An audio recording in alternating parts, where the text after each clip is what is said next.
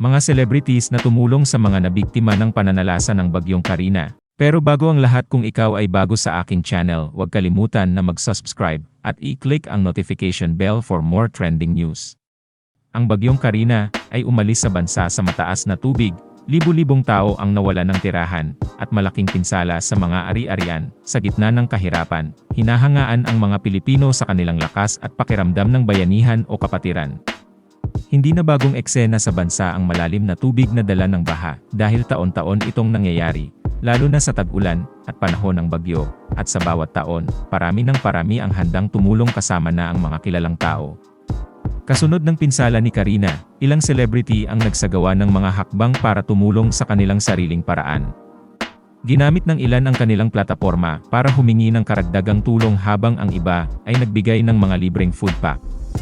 Ang ilan ay nag-alay din ng panalangin para sa mga apektadong tao, at ang ilan ay tumulong sa mga rescue operation na inilagay ang kanilang buhay at kaligtasan sa panganib. Unang-una ang unkabogable superstar na si Vice Ganda. Milyon-milyong ang followers ni Vice Ganda, at sa platform na may massive following gaya nito, tiyak na makakarating sa maraming tao ang kanyang panawagan para sa tulong. Si popstar royalty Sara Geronimo, ipinagdiriwang ang kanyang kaarawan, at bilang tanda niya ang milestone na ito sa kanyang buhay, nagbigay siya ng papuri sa mga rescue team na nagligtas ng maraming buhay at mga panalangin para sa mga naapektuhan ng baha. Trending naman ang aktor at Philippine Army Reservist na si Gerald Anderson, matapos magboluntaryo na tumulong sa mga rescue efforts para matulungan ang mga na-stranded sa baha. Hindi ito ang unang pagkakataon na ginawa ito ng aktor. Ang mag-asawang celebrity na sina Marian Rivera at Dingdong Dantes, kasama ang kanilang dalawang anak, ay nagrepack ng mga relief goods na ipinamahagi sa mga biktima ng baha na dala ng habagat at pinalakas ni Karina. Nagbahagi nga ng real-time update ang food vlogger na si Ninong RY, kung saan maging sila ay apektado sa matinding pagbaha dulot ng malakas na pagbuhos ng ulan. Sa Instagram nito, ini-upload niya ang kanyang larawan kung saan nakababad nga ito sa may baha na hanggang bewang na niya ang lalim. Sa kabila pa man nito, ay hindi pa rin nalimutan ni Ninong Orwa na magpabot ng tulong, lalo na sa mga aso na siyang inabot na ng baha. Alex Gonzaga, hindi naman mapigilang tignan na lamang ng vlogger actress na si Alex Gonzaga ang mga kababayang Pinoy na naapektuhan ng Bagyong Karina. Katuwang nito sa pagbigay ng tulong sa mga apektadong pamilya at individual ang kanyang asawa na si Mikey Morada. Sa lugar ng Lipa, Batangas, una silang nagpabot ng tulong. Nagpabot naman ang panalangin si Kim Chiu na sana maging ligtas ang mga tao na naapektuhan ng Bagyong Karina. Hindi nga nito mapigilang mag-alala dahil maging sa lugar nila ay apektado na rin ng pagbaha. Hiling nga ng actress host na sana ay maging ligtas ang bawat isa. Nabahala naman ang celebrity mom na si Marjorie Barreto sa mga apektadong pamilya na nasa lanta ng Bagyong Karina. Kaya naman kabilang din ito sa mga personalidad na nagpabot ng tulong sa pamamagitan ng pagbahagi nito ng emergency hotline sa kanyang Instagram story. Sobrang ikinabahala ni Heart Evangelista ang sinapit ngayon ng mga apektadong individual, pati na mga nagtatrabaho pa rin sa kabila pa man ng bagyo. Ibinahagi nga nito ang larawan ng crew na siyang kinakaya pa rin na magtrabaho at makapag-shoot kahit paman binaha na sila. Hiling nga nito na sana ay unahin muna ng mga ito ang kanilang kaligtasan.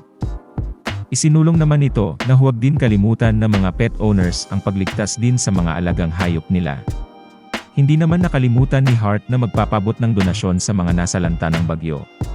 Apektado rin ang singer na si Katrina Velarde sa mga pasahero ng paliparan na nakansila ang biyahe dahil nasa Bagyong Karina. Nakatakda kasi itong bumiyahe patungong Ilocos Sur, kung saan may show nga ito.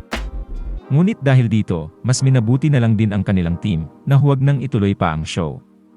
At mas mabuting magpaabot na lamang ng tulong sa mga apektado. Pinaigting naman ni Ann Curtis ang paalala at awareness dulot na ng malakas na buhos ng ulan na siyang nagresulta sa mga baradong kanal. Hindi rin ito nakaligtaan na huwag ding pabayaan ang mga pet owners na i-evacuate din nila ang kanilang mga alagang hayop.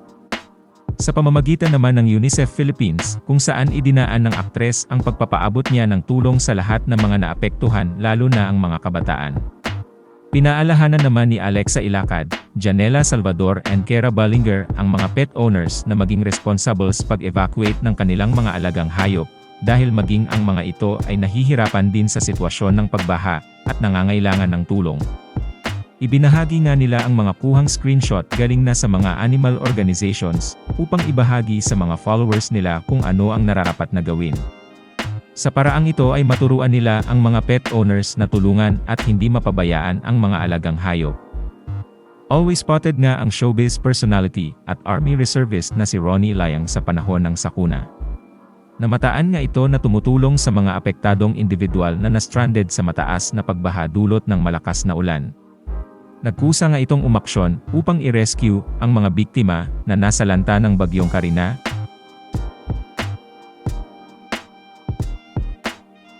Spotted naman ang showbiz personality at Army Reservist na si David Chua na namigay ng relief goods ng mga apektadong individual sa Metro Manila.